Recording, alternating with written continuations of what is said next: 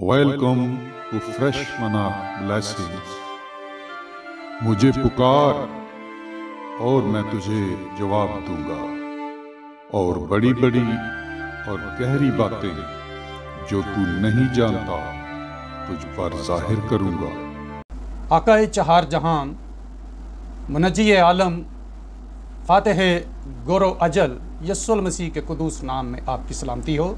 Channel पर तशरीफ़ लाने और पैगामात सुनने के लिए आपका शुक्रिया। तो आज एक बार फिर हम मुकाशफा 12 बाब के बारे सीखने जा रहे हैं, लेकिन उससे पहले मैं ज़रा मुकाशफा की किताब का और इसके मुताले का उसूल वाज़े करना चाहता हूँ कि ये वाक़यात ज़माने के तकसीम के एतबार से यानी माजी, हाल और मुस्तकबिल के एतबार से क्या अहमियत रखती है मुकाशफा की किताब। तो मुकाशफा की किताब जैसा कि हिस्ट्री से साबित है, सन 93 से 96, 93 से 96 तक यूहन्ना रसूल पतमस के जजीरे में कैद थे। उस दौरान ही ये सारी रोयाएँ उन पर नाजिल हुईं। तो वहाँ पर मुकाशफा पहले बाब की पहली ही आयत में खुदावंद यीशु मसीह ने जो कुछ यूहन्ना रसूल को फरमाया था उसकी बाबत यूहन्ना रसूल लिखते हैं, यीशु मसीह का मुकाशफा जो उसे खुदा की तरफ से इसलिए हुआ कि अपने बंदों को वो बातें दिखाए जिनका जल्द होना ज़रूर है, और उसने अपने फरिश्ते को भेजकर उसकी मार्फत उन्हें अपने बंदे यूहन्ना पर ज़ाहिर किया। जिन बातों का जल्द होना ज़रूर है यानी हो नहीं चुकी बल्कि अभी उनका होना बाकी है, लेकिन उनका होना ज़रूर है, लाजिम है, वो लाजमन होंगी। इसी तरह मुकाशफा पहले बाब की 19 आयत में खुदावंद यीशु मसीह ने यूहन्ना रसूल से कहा था, बस जो बातें तूने देखी और जो हैं यानी जो उस वक्त तक का हाल था, ज़माना हाल था, प्रेजेंट जो दौर चल रहा था, जो कुछ उस वक्त हो रहा था, और जो इनके बाद होने वाली हैं यानी फ्यूचर में, मुस्तकबिल में जो बातें होने वाली हैं, उन सब को लिख ले। मतलब ये हुआ कि यहाँ पर माजी कोई नहीं है। मुकाशफा की किताब में जो जो कुछ खुदावंद ने उस वक्त बयान किया, कलीसियाओं के बारे में बयान किया, वो हाल तो था पर माजी कोई नहीं था, और उसके बाद भी जो कुछ होने वाला था उसमें से कुछ भी माजी नहीं था, वो आइंदा फिर मुस्तकबिल ही था। बस इसके बाद इस किताब में जो कुछ भी लिखा है वो मुस्तकबिल है, ना कि माजी। पहले नंबर पर तो इसी बात को जहन में रखें।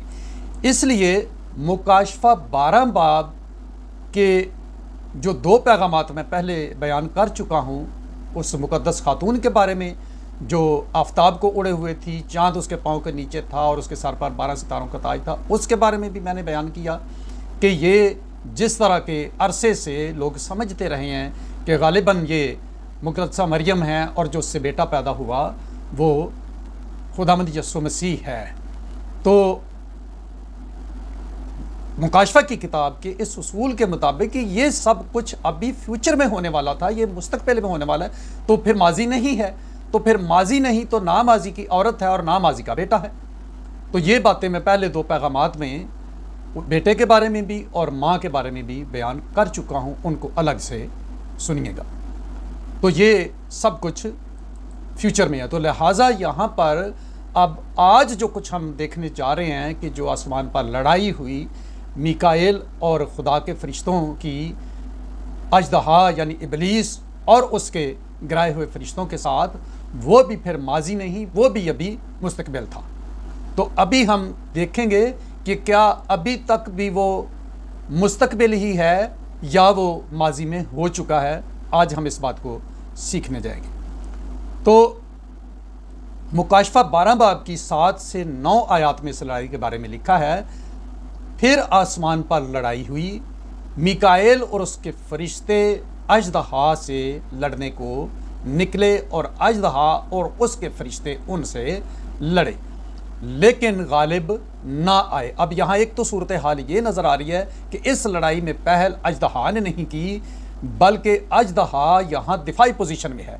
یہاں پر میکائیل اور اس کے فرشتوں نے اس پہ حملہ کیا،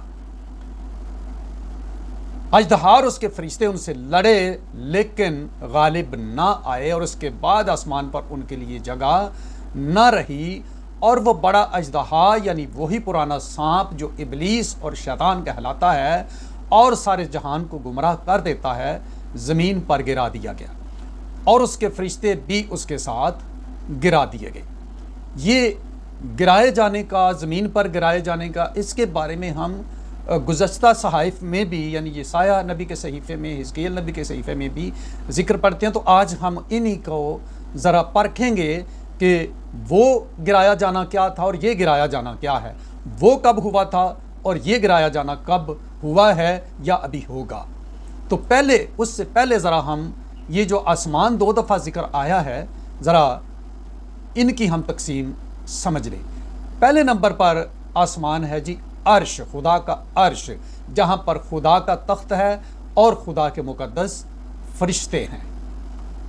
اس کے بعد دوسرا آسمان جسے پیدائش کی کتاب میں 4تھے دن کے بیان میں فلک کہا گیا ہے کہ خدا نے ستاروں کو بنایا، ان کو فلک پر رکھا۔ تو یہ ہے جی مادی کائنات، جس میں مادی اجسام ہیں جن کو اجرام فلکی بھی ہم کہتے ہیں، یعنی سورج، چاند، ستارے، گلیکسیز، نیبولاز، یہ سب کچھ جو ہے یہ مادی کائنات ہے۔ یہ ہے دوسرا آسمان جو عرش سے نیچے ہے۔ اب اس کے اندر ہمارا سولر سسٹم ہے، نظام شمسی ہے، جس کے اندر زمین ہے۔ تیسرے نمبر پر آسمان جو ہے وہ کلام مقدس میں جو آسمان کا نام استعمال کیا گیا ہے، وہ استعمال کیا گیا ہے فضا کے بارے میں، جو پیدائش کی کتاب کے پہلے باب میں دوسرے دن کا بیان ہے کہ خدا نے زمین کے نیچے کے پانی کو اوپر کے پانی سے جدا کیا، اور ان کے درمیان جو فضا پیدا ہوئی اس کو بھی خدا نے آسمان یا سکائی کہا۔ تو اس کو، اب اس فضا کو آسمان، اردو میں چونکہ آسمان ہی لفظ زیادہ چلتا ہے تو اس لیے اس میں الجھن ہو جاتی ہے کہ یہ کون کون سے آسمان ہیں، لیکن یہ جو آسمان جو زمین سے اوپر ہے، جو جس کی حدیں جو ہے سطح زمین سے جو یہ اوپر ہمیں نیلا غلاف نظر آتا ہے اوزون گیس کا، اس تک جو یہ جو ساری فضا ہے، یعنی جو کرۂ ہوائی ہے، جو ایٹماسفیئر ہے، اس کو فضا بھی کہتے ہیں، امبر بھی کہتے ہیں، نیل گگن بھی کہتے ہیں۔ تو یہ اسی میں بادل بھی ہیں، بجلیاں بھی ہیں، آسمانی بجلی جو بادلوں سے، یہ سب کچھ اس کے اندر ہے۔ اس کو بھی آسمان کلام مقدس میں کہا گیا، اس کو بھی آسمان کا نام دیا گیا۔ تو اب آتے ہیں جی ہم جنگ کی طرف۔ تو کلام مقدس کے مطالعے سے سمجھ یہ آئی ہے کہ ابلیس کے ساتھ اور اس کے فرشتوں کے ساتھ کوئی ایک جنگ نہیں ہوئی، کوئی 2 جنگیں نہیں ہوئی، کوئی 3 جنگیں نہیں ہوئیں۔ آج میں آپ کو دکھانے جا رہا ہوں ابلیس کے ساتھ 6 جنگیں ہوں گی، جن میں سے کچھ ہو چکی ہیں اور کچھ ہو رہی ہیں، کیونکہ خداوند نے یہاں کیا کہا تھا، یہ باتیں جو ابھی موجود ہیں اور جو ان کے بعد ہوں گی۔ تو یہ ساری آج ہم اس پیغام میں سمجھیں گے۔ دھیان سے سارے کے سارے پیغام کو سنیے گا، کسی بھی حصے کو سکپ نہیں کرنا، اور براہ مہربانی یہ جو ویورز بعض ایسے اپنی آسانی کے لیے کرتے ہیں کہ وہ 2-3 منٹ سنتے ہیں اور پھر ویڈیو کو فوراً ڈاؤن لوڈ کر لیتے ہیں کہ فارغ وقت میں دیکھیں گے، آف لائن دیکھ لیں گے، تو اس سے میرے بھائیوں، بہنوں، بیٹے بیٹیوں، اس سے چینل کا بہت نقصان ہوتا ہے اور دوسرے ویورز کی حق تلفی ہوتی ہے، کیونکہ جب 2-3 منٹ کوئی 2-4 منٹ دیکھ کے ویڈیو کو ڈاؤن لوڈ کر کے چھوڑ دیتا تو اس کا نتیجہ بھلا کیا ہوتا ہے۔ یوٹیوب کا سسٹم یہ سمجھتا ہے کہ ویورز نے اس ویڈیو میں انٹرسٹ نہیں لی، اس لیے یہ کوئی شاید اچھا اس میں میسج نہیں ہے، کوئی اچھی بات نہیں، لوگ انٹرسٹ نہیں، تو وہ اگلے مزید ویورز کو اسے دکھانا روک دیتا ہے۔ تو اس سے کیا ہوگا، اور بہت سے لوگ جن تک پیغام پہنچنا ہوتا ہے، کلام پہنچنا ہوتا ہے، ان کی میرے عزیزوں حق تلفی ہوتی ہے۔ تو پلیز یہ ڈاؤن لوڈ نہ کیا کریں، پورے پیغام کو جو ہے آن لائن سنا کیجئے تاکہ یوٹیوب اور بہت سے سینکڑوں ہزاروں لوگوں تک کلام کو پہنچائے۔ تو یہ ان لوگوں تک کلام کے پہنچانے میں آپ کا کردار ہو جائے گا اور اس کا اجر آپ کو ملے گا، جیسے خداوند نے دانیل نبی کے صحیفے کے 12 باب میں کہا تھا کہ جن کی کوششوں سے وہ ہتھیرے صادق ہو جائیں گے وہ آسمان کے ستاروں کی طرح عبدالآباد روشن رہیں گے، تو وہ ستارے پھر آپ بنیں گے، آپ کی وجہ سے اور بہت سے لوگوں تک کلام پہنچے گا۔ تو آئیے ان جنگوں کی طرف آتے ہیں کہ تو میں ابھی عرض کر رہا تھا کہ ابلیس کے ساتھ 6 جنگیں ہوں گی۔ تو وہ کس کس کی جنگیں ہیں، فرشتوں کی ہیں، کن کی ہیں وہ ذرا ہم دیکھیں گے۔ تو نمبر 1 پہلی جنگ کون سی ہوئی؟ یہ وہ جنگ ہے جو عرش مولا پر ہوئی۔ تو اس کا بیان ہے جی یسایہ نبی کے صحیفے 14 باب کی 12 آیت اور حزقیل نبی کے صحیفے 28 باب کی 14 سے 17 آیات میں۔ وہاں پر بتایا گیا ہے کہ یہ جو ابلیس تھا یہ پہلے ممسوک کروبی تھا، سایہ افغن تھا، خدا کے تخت کے قریب ترین تھا۔ تو چونکہ آپ جانتے ہیں کہ کروبی ہی خدا کے تخت کے قریب ترین ہے، تو اس کو اس مقام سے کہاں گرا دیا گیا؟ زمین پر۔ تو زمین جو ہے وہ کائنات میں سب سے گہرا ترین مقام ہے، کیونکہ جو ایک پیغام پہلے میں اپلوڈ کر چکا ہوں کائنات کی سب سے پہلی تخلیق، اس کو الگ سے سن لیجئے گا۔ اس میں نے ثابت کیا تھا کلام مقدس سے کہ زمین سب سے پہلے بنائی گئی اور باقی ساری کے سارے جو یونیورس ہے، ساری کی ساری کائنات ہے، مادی کائنات، اس کے چوگرد بنائی گئی۔ تو پھر چاروں طرف سے جو ہے زمین وہ آ جاتی ہے سینٹر میں۔ تو یہ تمام کائنات کے لحاظ سے زمین گہرا ترین مقام ہے۔ تو یہاں پر ابلیس کو جب اوپر سے اسے عرش پر سے اسے نکالا گیا، خدا کی حضور سے نکالا گیا، تو اسے زمین پر پھینک دیا گیا۔ تو زمین کو گویا، بلکہ گویا نہیں حقیقتاً زمین کو اس کا قید خانہ بنایا گیا۔ لیکن ہوا یہ کہ انسان کے گناہ کی وجہ سے، انسان کی خطا کاری نے شیطان کو زمین کی حدوں سے باہر کائنات پر قابض ہونے کا موقع بھی فراہم کر دیا۔ تو اس بات کو دیکھیے ذرا، رومیوں کے نام پولس رسول کا خط 8 باب کی 20 اور 21 آیت میں لکھا ہے، کیونکہ مخلوقات کمال آرزو سے خدا کے بیٹوں کے ظاہر ہونے کی راہ دیکھتی ہے، اس لیے کہ مخلوقات بطالت کے اختیار میں کر دی گئی تھی، نہ اپنی خوشی سے بلکہ اس کے باعث سے جس نے اس کو اس امید پر بطالت کے اختیار میں کر دیا کہ مخلوقات بھی فنا کے قبضے سے چھوٹ کر خدا کے فرزندوں کے جلال کی آزادی میں داخل ہو جائے گی۔ کائنات بھی تب آزاد ہوگی، تب اس کو ہمیشہ کی زندگی ملے گی جب ہمیں ہمیشہ کی زندگی ملے گی۔ تو اسی لیے مکاشفہ کی کتاب میں ہم پڑھتے ہیں کہ چاند ستارے کائنات خدا کے برے کے آگے سے اس منصف عظیم کے سامنے سے بھاگ گئے اور ان کو کہیں جگہ نہ ملی، پھر نیا آسمان اور نئی زمین بنائی گئی۔ تو یہ اسی لیے بھاگ جائیں گے کیونکہ ان کو شیطان کا مس لگ چکا ہے۔ اور ثبوت دیکھیے کلام مقدس میں سے، دانیل نبی کا صحیفہ 8 باب کی 10 سے 12 آیات میں لکھا ہے، اور وہ بڑھ کر اجرام فلک تک پہنچا۔ کہاں سے بڑھ کر جی؟ زمین سے بڑھ کر، زمین پر اسے گرایا گیا تھا، تو اس سے بھی آگے بڑھ کر وہ اجرام فلک تک پہنچا، اور اس نے بعض اجرام فلک اور ستاروں کو زمین پر گرا دیا اور ان کو لتاڑا۔ یہ کتنے ایسٹیرائڈز جو ہیں زمین پر ماضی میں بھی گرتے رہے ہیں، ابھی بھی گرتے رہتے ہیں، زمین پر پڑے ہوئے ملے ہیں، اور ابھی بھی خطرہ ہے، ان دنوں بھی آج کل بھی خطرہ ہے، ایک ایسٹیرائڈ زمین کی طرف آ رہا ہے اور خطرہ ہے کہ کہیں وہ زمین سے ٹکرا نہ جائے۔ ہاں جی، دوبارہ کلام مقدس کی طرف، بعض اجرام فلک اور ستاروں کو زمین پر گرا دیا اور ان کو لتاڑا۔ اس کے میننگ فزیکل بھی ہیں، مادی بھی ہیں، اور اس کے میننگ روحانی بھی ہیں، لیکن اس وقت میں ان کی تفصیل میں نہیں جاؤں گا، یہ پھر کسی اور پیغام میں اس پر بات کریں گے۔ بلکہ اس نے اجرام کے فرمانروا تک اپنے آپ کو بلند کیا اور اس سے دائمی قربانی کو چھین لیا اور اس کا مقدس گرا دیا۔ دائمی قربانی میں پہلے خداوند یسوع مسیح کی جو دوہری قربانی والا پیغام ہے اس میں دائمی قربانی بیان کر چکا ہوا ہوں کہ دائمی قربانی کیا تھی، صبح اور شام کی، جو خداوند نے کہا تھا اور سارا دن کوئی قربانی لے کے آئے یا نہ آئے، صبح آتے ہی طلوع آفتاب کے وقت جب ابھی سورج طلوع ہو رہا ہو تو کاہن، احبار کی کتاب میں درج ہے، کاہن ایک سوختنی قربانی خدا کے حضور جلائے۔ اسی طرح شام کو سورج کے غروب ہوتے وقت ایک اور قربانی، سوختنی قربانی خداوند کے حضور چڑھائے۔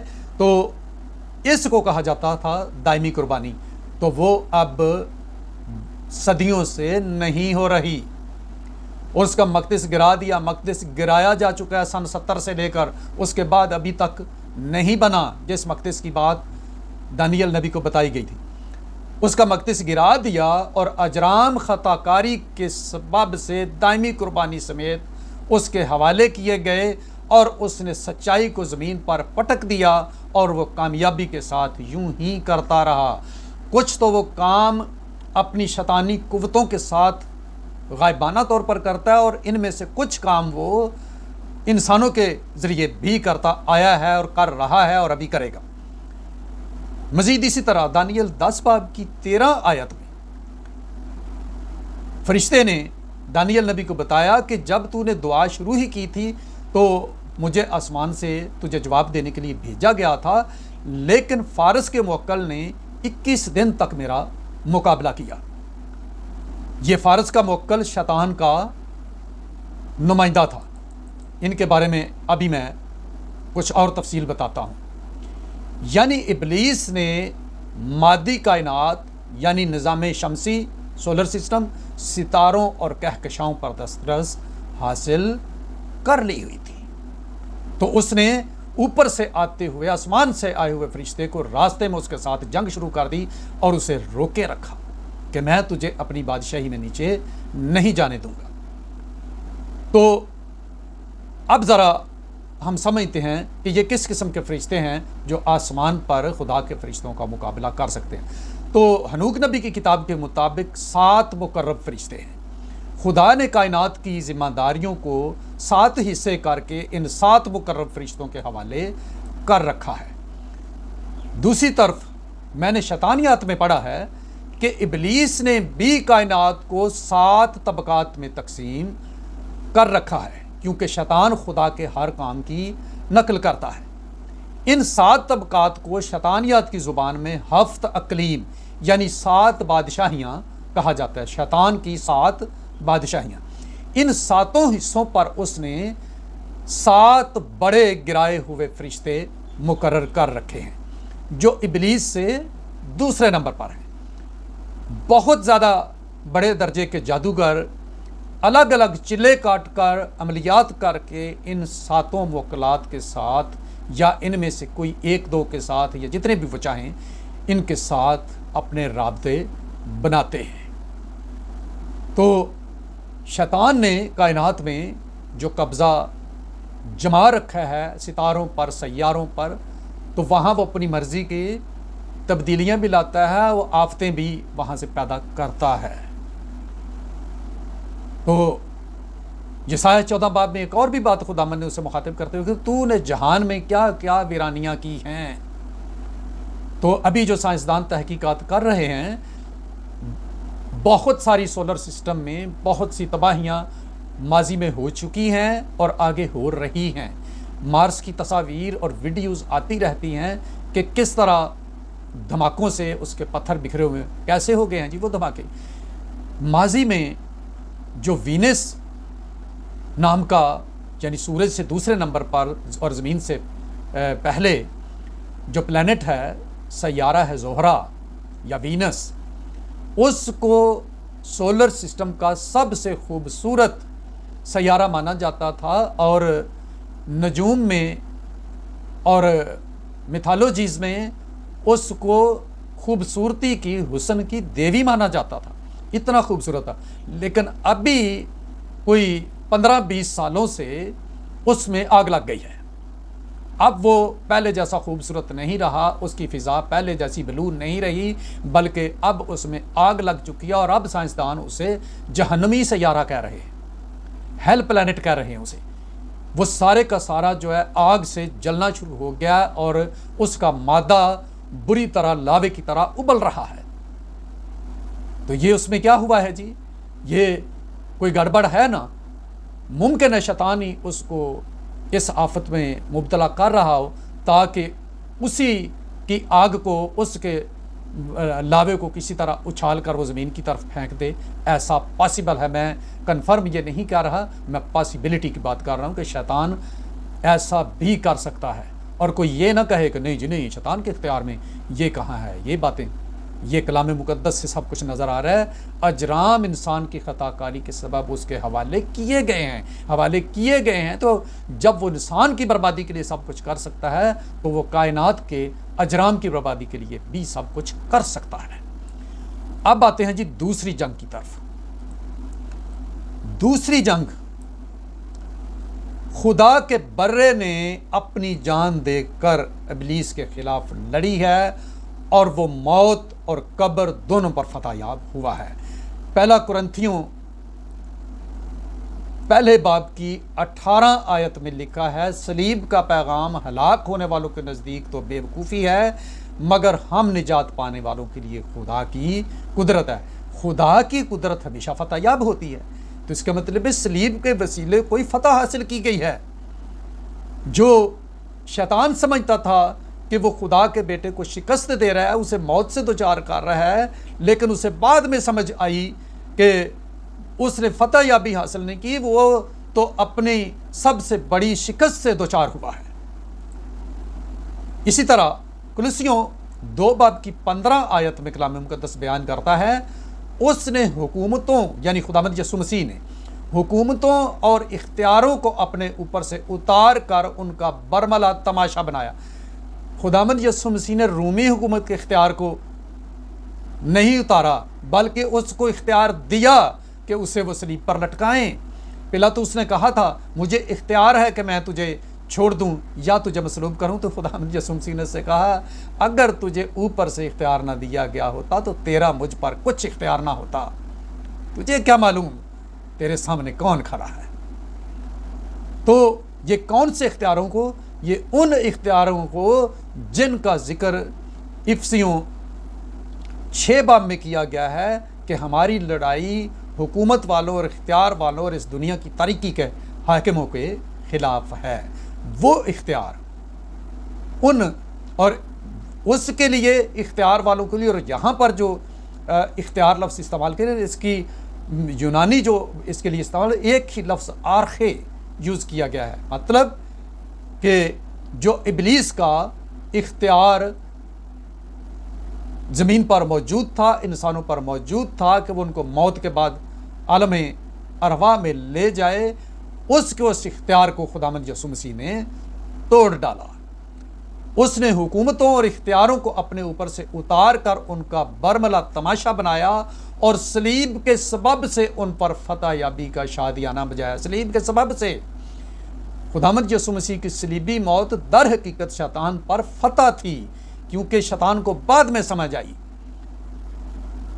کہ جب وہ خداوند یسوع مسیح کی روح کو عالم ارواح میں قید نہ کر سکا، بلکہ عالم ارواح کا اختیار ہی گنوا بیٹھا، وہ وہاں سے راست باز قیدی روحوں کو بھی نکال لے گیا، نہ صرف خود نکل گیا بلکہ ان کو بھی نکال لے گیا۔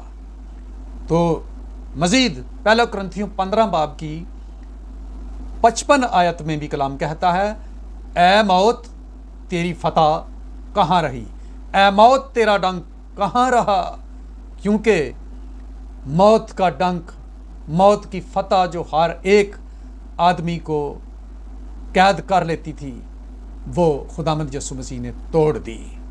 اس جنگ میں خدا کے برے نے فتح پائی، اس لیے کہ اس میں ہمیشہ کی زندگی تھی، اور موت اور پاتال اس ہمیشہ کی زندگی کو اپنے قبضے میں نہیں رکھ سکتے تھے، اسی لیے وہ فتح یاب ہوا اور ابلیس سے عالم ارواح کا اختیار بھی چھین لیا۔ اب آتے ہیں جی ہم تیسری جنگ کی طرف۔ اس جنگ کے بعد جب خداوند یسوع مسیح نے شیطان پر، اس کے اختیاروں پر فتح حاصل کر لی، اب کیا، اس سے آگے کیا ہوا؟ اس کے بعد خداوند یسوع مسیح آسمان پر صعود فرما گئے اور اپنی جگہ زمین پر روح القدس کو کلیسیا میں بھیج دیا، اپنے برگزیدوں میں بھیج دیا۔ تو اب زمین پر خداوند کی برگزیدہ کلیسیا، خداوند کے ممسوح لوگ مسیح کا موجودہ بدن ہیں۔ تو اب یہ بدن ابلیس کے ساتھ جنگ لڑ رہا ہے، اب یہ جنگ جاری ہے۔ یاد رکھیے، وہ پہلی دو جنگیں ہو چکی، ایک وہ جو آسمان پر فرشتوں نے لڑ کر اسے عرش سے گرا دیا تھا، اور اب ایک جنگ خداوند یسوع مسیح نے ہماری جگہ پر ہو کر لڑی، قید سے، ہماری روحوں کو اس کی قید سے آزاد کر دیا ہے، اور اب ہم اس کے خلاف جنگ لڑ رہے ہیں۔ تو افسیوں 6 باب کی 12 آیت میں بات لکھی ہے، اس کا پہلے بھی میں نے ذکر کیا، خون، ہماری لڑائی، ہماری کشتی خون اور گوشت سے نہیں ہے۔ یہ کشتی لفظ اردو میں کشتی ایک کھیل کا نام ہے، لیکن دراصل یہاں پر جو متن ہے اس کا مطلب لڑائی ہے۔ یہ وہ کھیل والی کشتی نہیں، بلکہ یہ زوراور لڑائی ہے جس میں کوئی ایک ہی فریق قائم رہے گا۔ ہماری کشتی خون اور گوشت سے نہیں، بلکہ شرارت کی ان روحانی فوجوں سے ہے جو آسمانی مقاموں میں ہیں۔ تو یہ آسمانی مقاموں میں کون ہیں جی؟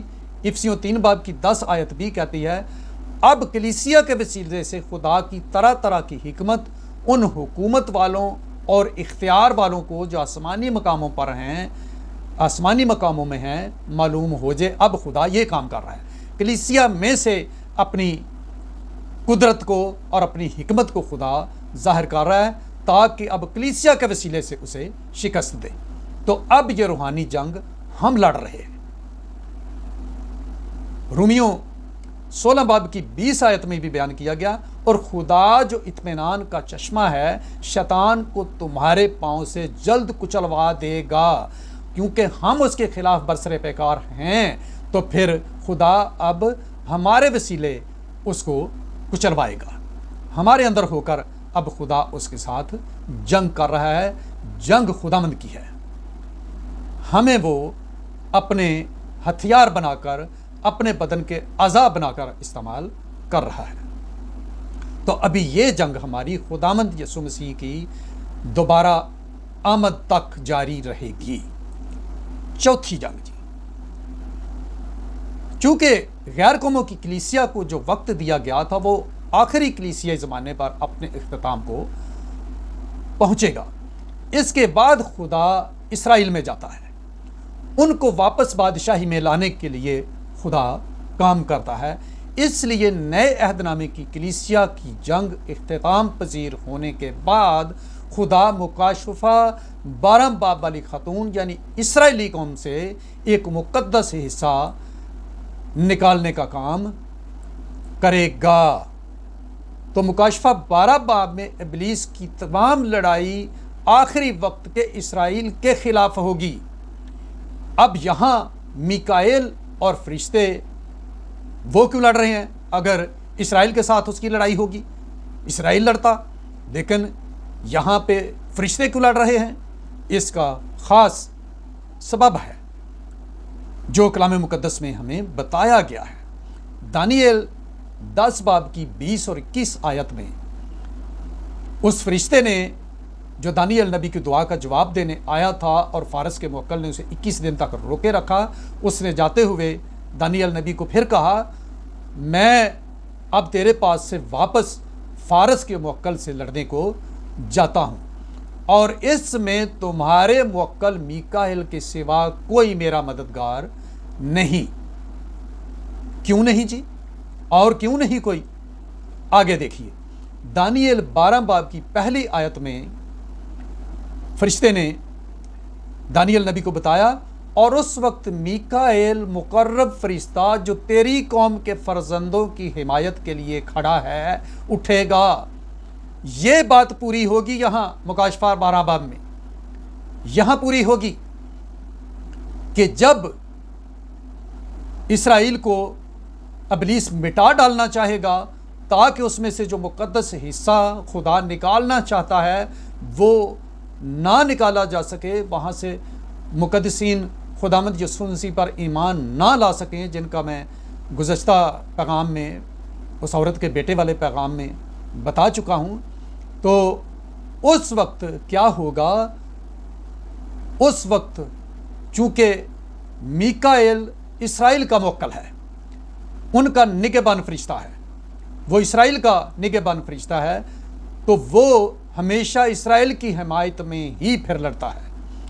تو دانیل کے وقت بھی دانیل کی مدد کے لیے جو فرشتہ آیا تھا، دعا کا جواب دینے آیا تھا، اس کی مدد کرنے بھی میکائیل فرشتہ ہی آیا، کیونکہ معاملہ اب بھی ایک اسرائیلی کا تھا۔ اور یہاں آخری وقت میں بھی وہ پھر اسرائیلیوں کی حمایت کے لیے کھڑا ہوگا، جیسا کہ کلام میں پہلے سے بتا دیا گیا ہے۔ میکائیل فرشتہ پھر ابلیس کے مقابلے میں، اس کی فوجوں کے مقابلے میں کھڑا ہوگا۔ پس یہ لڑائی وہ نہیں جو عرش پر ہوئی تھی، کیونکہ وہ تو پہلے ہی ہو چکی، بلکہ یہ مادی کائنات میں ہوگی۔ کائنات کو، اجرام فلکی کو ابلیس کے قبضے سے آزاد کرایا جائے گا، اسے وہاں سے نکال دیا جائے گا اور پھر اسے سطح زمین پر پھینک دیا جائے گا، اسے سطح زمین تک اور پاتال تک محدود کر دیا جائے گا، پھر وہ دوبارہ کبھی ہوا میں اڑ بھی نہیں سکے گا۔ اسی لیے جب مکاشفہ 12 باب کے آخری آیات میں ہم دیکھتے ہیں کہ جب اس نے دیکھا کہ میں زمین پر گرا دیا گیا ہوں، تو اس نے اپنا اختیار اس حیوان کو دے دیا جس کے بارے میں مکاشفہ 13 باب کے آغاز میں بیان کیا گیا ہے۔ تو خداوند یسوع مسیح کی دوسری آمد کے لیے اس کے راستے خالی اور صاف ہونے چاہیے۔ دوسری بات یہ ہے، ان میں کوئی ناپاک چیز نہیں ہونے چاہیے۔ تو پھر ناپاک روحوں کو اور ناپاک ابلیس کو، ملعون فرشتوں کو وہ کیسے اپنے راستے میں رہنے دے گا؟ ایک مقصد اس جنگ میں یہ ہوگا کہ خداوند یسوع مسیح کی دوسری آمد کے لیے راستے صاف کر دیے جائیں، جیسے زمین پر خداوند کی پہلی آمد کے لیے یوحنا نبی کو بھیجا گیا تھا، بپتسمہ دینے والے کو، کہ خداوند کی راہ تیار کرو، سب گھاٹیاں یعنی گڑھے بھر دو، تمام ٹیلے ہموار کر دو، ہموار راستہ اس کے لیے بنا دو۔ تو اسی طرح آسمان پر بھی خداوند کے لیے ہموار راستہ بنایا جائے گا، کیونکہ اب اس وقت خداوند یسوع مسیح زمین پر بدنی صورت میں پیدا ہوئے، اب وہ آسمان سے آئیں گے۔ ہر چیز مطلب رکھتی ہے۔ یسایہ 35 باب کی 8 آیت میں اس بات کو بتایا گیا ہے۔ وہاں ایک شاہراہ اور گزرگاہ ہوگی جو مقدس راہ کہلائے گی، جس سے کوئی ناپاک گزر نہ کرے گا۔ اور ایک اور وجہ، فضا کو شیاطین سے خالی کرایا جائے گا، کیونکہ کلام مقدس میں جس طرح کہ ہم نے دیکھ لیا کہ وہ ہواؤں پر بھی قابض ہے، جو ہوا کی عملداری کا حاکم ہے، اس کو وہاں سے، ہواؤں سے بھی، کرۂ ہوائی سے بھی، ایٹماسفیئر ہے زمین کے گرد، وہاں سے بھی اسے نیچے سطح زمین پر پھینک دیا جائے گا، کیونکہ اب خدا کے لوگوں کو زمین سے پرواز کر کے اوپر جانا ہوگا۔ تو پہلا تھسلنیکیوں 4 باب کی 17 آیت، 16 اور 17 آیت میں بتایا گیا ہے کہ پہلے جو مسیح میں سو چکے ہیں وہ زندہ ہوں گے، پھر ہم جو زندہ باقی ہوں گے ان کے ساتھ بادلوں پر اٹھائے جائیں گے، تاکہ ہوا میں خداوند کا استقبال کریں اور اس طرح ہمیشہ خداوند کے ساتھ رہیں گے۔ ابھی تو شیاطین ہواؤں میں اڑتے پھر رہے ہیں نا، اور ہم زمین پر رہنے کے لیے محدود ہیں، مگر اس جنگ کے بعد، اس چوتھی جنگ کے بعد شیاطین زمین پر رہنے کے لیے مجبور کر دیے جائیں گے اور ہم ہواؤں میں اڑ رہے ہوں گے۔ ہاللویہ۔ اب جی 5ویں جنگ، ابلیس کے ساتھ 5ویں جنگ سطح زمین پر ہوگی۔ یہ مکاشفہ 19 باب کی 11 سے 16 آیات میں دکھائی گئی ہے، اور اس جنگ کو لیڈ کرنے والا خود کلام مجسم، فاتح گورو اجل، خدا کا برہ، یہودا کا ببر، خداوند یسوع المسیح ہوگا۔ تو لکھا ہے پھر میں نے آسمان کو کھلا ہوا دیکھا اور کیا دیکھتا ہوں کہ ایک سفید گھوڑا ہے اور اس پر ایک سوار ہے جو سچا اور برحق کہلاتا ہے اور وہ راستے کے ساتھ انصاف اور لڑائی کرتا ہے اور اس کی آنکھیں آگ کے شعلے ہیں اور اس کے سر پر بہت سے تاج ہیں اور اس کا ایک نام لکھا ہے جسے اس کے سوا اور کوئی نہیں جانتا۔ وہ خون کی چھڑکی ہوئی پوشاک پہنے ہوئے ہے اور اس کا نام کلام خدا کہلاتا ہے۔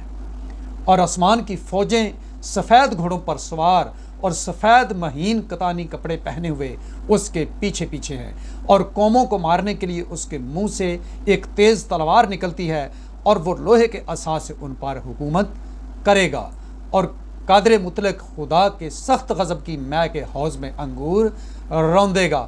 یہ پودوں کے انگور نہیں، اس سے مراد زمین پر خدا کے مخالفین ہیں، دشمن ہیں، یہ انسان ہیں، یہ مخالف قومیں ہیں جو خداوند کو قبول نہیں کریں گی۔